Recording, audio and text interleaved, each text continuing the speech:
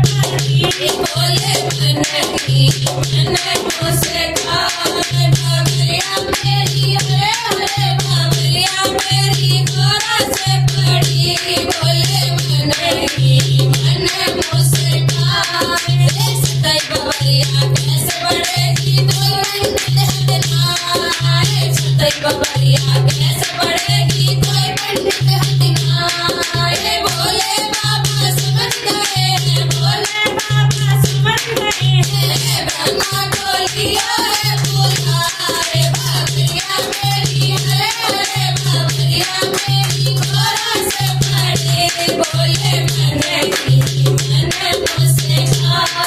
बबरिया मेरी हरे हरे बबरिया मेरी गोरा से पढ़ी बोले मैंने मुझसे कहा वो शंकर